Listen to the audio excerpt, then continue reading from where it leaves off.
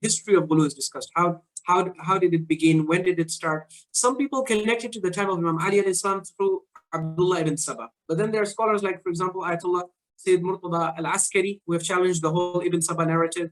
And even, interestingly, there are researchers in Saudi Arabia, Salafi and Sunni researchers, who have declared Abdullah ibn Saba to be a fictitious personality. So some people say the beginning of Ghuluww was from Abdullah ibn Saba, who claimed Imam Ali is God and things like that. But in the time of Imam Ali, you don't have very credible evidence for the existence of Ghuluww.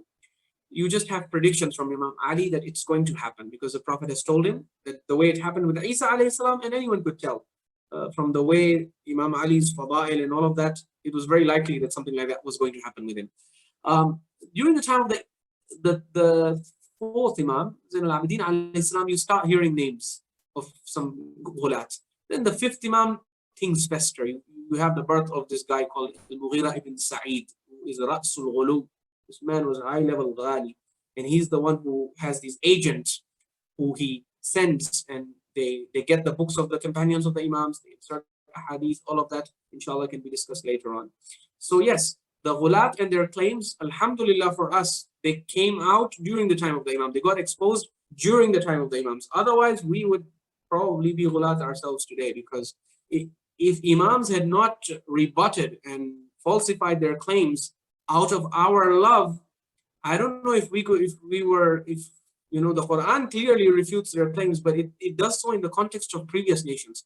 It takes a lot of intellectual courage and energy to connect what the Quran is saying about the previous to what is being said about, because always the mind thinks, okay, well, Allah is saying this about Isa, so Isa is different, Imams are different. So yeah, the advantage is that the Imams exposed these lies. So now, alhamdulillah, we have that evidence that we can use to show people that yes, even the Imams were against this and they falsified this. So, but your question about these claims being made there during their lifetime, absolutely. And as you will see, by the time of Imam al-Rida alayhi salam, most of their claims, you know, which you encounter today, they're already well established in the fringe.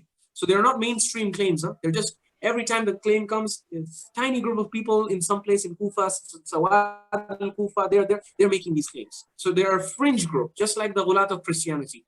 The supporters of Paul were never the mainstream in the beginning.